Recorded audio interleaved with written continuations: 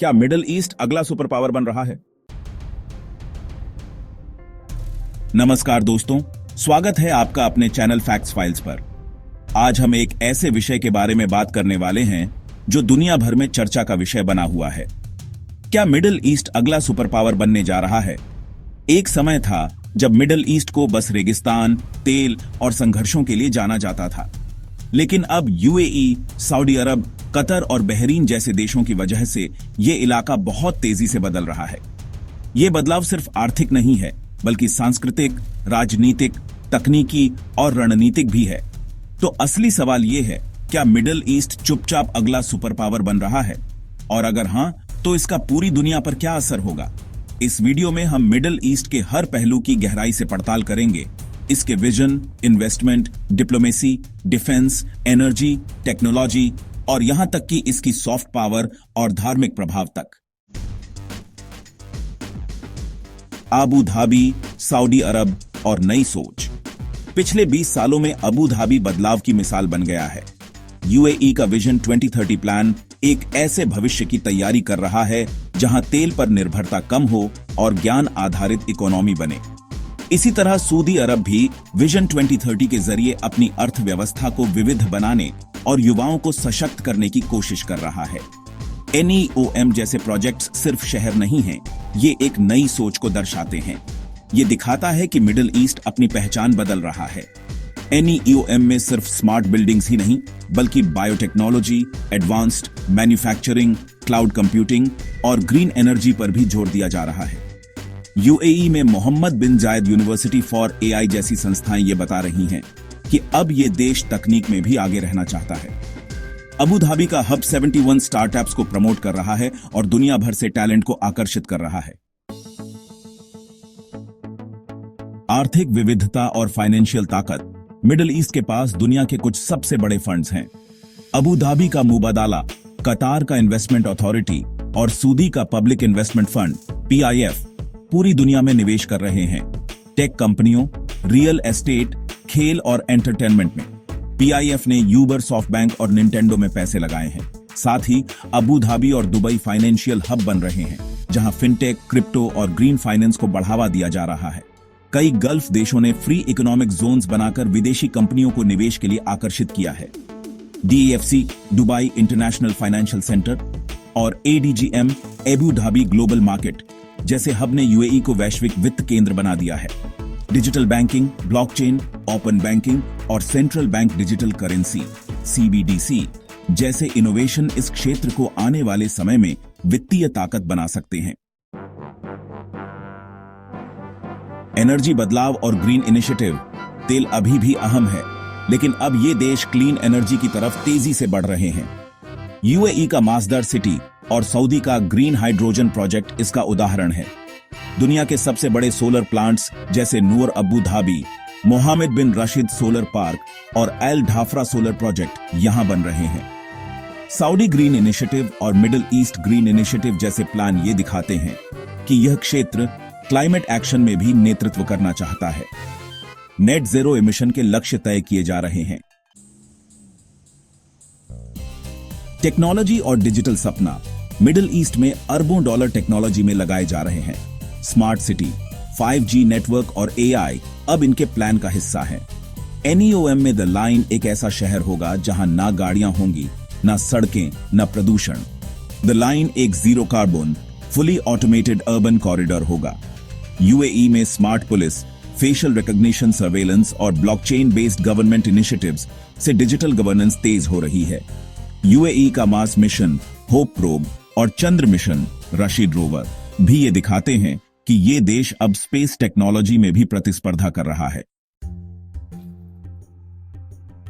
Military और रणनीतिक ताकत। यूएई और सऊदी दुनिया के सबसे बड़े हथियार खरीदार बन चुके हैं, लेकिन अब वो खुद की डिफेंस इंडस्ट्री भी बना रहे हैं, जैसे ड्रोन, साइबर सिक्योरिटी और AI आधारित हथियार। यूएई का EDG ग्रुप अब ग्लोबल डिफेंस मार्केट में उभर रहा है। साथ ही यूएई और सऊदी अब रक्षा निर्यात पर भी ध्यान दे रहे हैं। साथ ही अमेरिका, रूस, चीन, भारत और इजराइल सभी मिडिल ईस्ट में अपनी सैन्य भागीदारी और बेस बढ़ा रहे हैं, जिससे ये क्षेत्र रणनीतिक रूप से और अधिक ताकतवर बनता जा रहा है। डिप्लोमेसी और global role.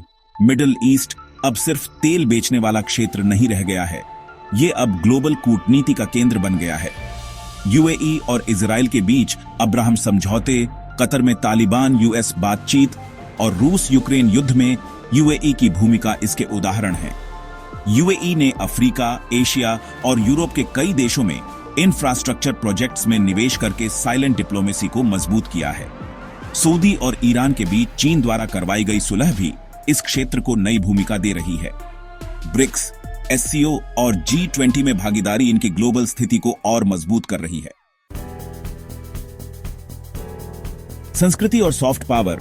Louvre Abu Dhabi, FIFA world cup, formula 1, expo 2020 और बड़े एंटरटेनमेंट इवेंट्स ने मिडिल ईस्ट को एक कल्चरल पावर हाउस बना दिया है।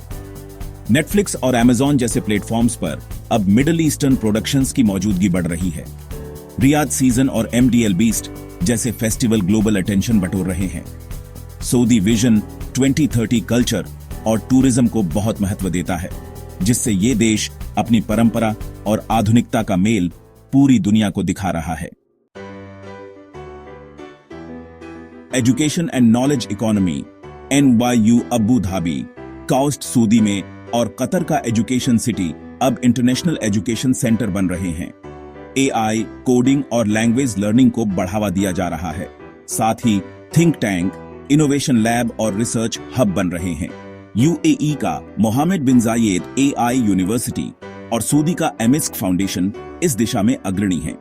हायर एजुकेशन के क्षेत्र में अब ये देश स्टूडेंट्स और प्रोफेसरों को ग्लोबल स्तर पर आकर्षित कर रहे हैं। मीडिया और साइबर ताकत। अल जजीरा, अल अराबिया और UAE के मीडिया प्लेटफॉर्म अब अपनी बात दुनिया तक पहुंचा रहे हैं। इनकी रीच अरबों लोगों तक है। साथ ही डिजिटल निगरानी, AI मॉडरेशन और ऑनलाइन नैरेटिव को कंट्रोल करने की रणनीतियां भी बन रही हैं। अबू धाबी का 2454 और दुबई मीडिया सिटी दुनिया के बड़े प्रोडक्शन हब्स में शामिल होते जा रहे हैं। धर्म और विचारों की ताकत।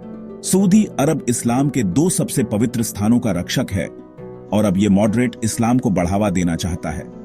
क्राउन प्रिंस मोहम्मद बिन सलमान ने बार बार कहा है कि वो कट्टरपंथी इस्लाम की छवि को बदलना चाहते हैं। UAE ने अब्राहमिक फैमिली हाउस बनाया, जहां मस्जिद, चर्च और सिनेगॉग एक साथ हैं। यह धार्मिक सहिष्णुता और विचारों की विविधता की दिशा में एक मजबूत संकेत है। जल, भोजन और संसाधन सुरक्षा। मिडिल ईस्ट जल संकट और भोजन सुरक्षा की चुनौती से जूझ रहा है, लेकिन इस क्षेत्र में बड़े पैमाने पर डिसैलिनेशन प्लांट्स, हाइड्रोपोनिक फार्मिंग और वर्टिकल एग्रीकल्चर को बढ़ावा दिया जा रहा है। UAE का फूड टेक वैली और सऊदी का सस्टेनेबल एग्रीकल्चर प्रोग्राम इस दिशा में प्रयास कर रहे हैं। जलवायु परिवर्तन के बीच ये रणनीतियां क्षेत्रीय स्थिरता के लिए बहुत अहम होंगी। चुनौतियां। हर चीज सही नहीं है।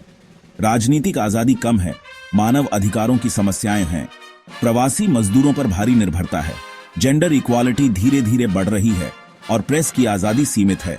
कुछ बदलाव ऊपर से थोपे गए हैं, नीचे से नहीं आए। तानाशाही, सेंसरशिप और पारदर्शिता की कमी अभी भी इस क्षेत्र की बड़ी चुनौतियां हैं। साथ ही पर्यावरणीय चुनौतियां जैसे जल संकट और रेगिस्तान विस्तार भी सामने हैं। तो दोस्तों, क्या मिडिल ईस्ट अगला सुपर पावर बन रहा है? आर्थिक रूप से ये बहुत सोच समझकर निवेश कर रहे हैं, राजनीति में संतुलन बनाए हुए हैं, सेना और तकनीक में तेजी से आगे बढ़ रहे हैं और कल्चर में अपनी छवि बदल रहे हैं। हो सकता है ये यूएस या चीन जितना ताकतवर ना हो अभी, लेकिन अब ये इलाका पीछे नहीं है। ये खुद को एक ग्लोबल ताकत के रूप में तैयार कर रहा है।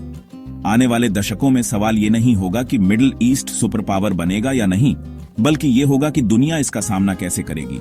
मिडिल ईस्ट अब पीछे नहीं है, ये अब मोर्चे पर है और दुनिया को इसके साथ कदम से कदम मिलाकर चलना होगा। तो दोस्तों, अगर आपको यह वीडियो पसंद आया हो तो प्लीज इसे लाइक, शेयर करिए और अपने कमेंट हमें जरूर करके बताएं और कृपया हमारे चैनल फैक्ट्स फाइल्स को सब्सक्राइब करें। धन्यवाद।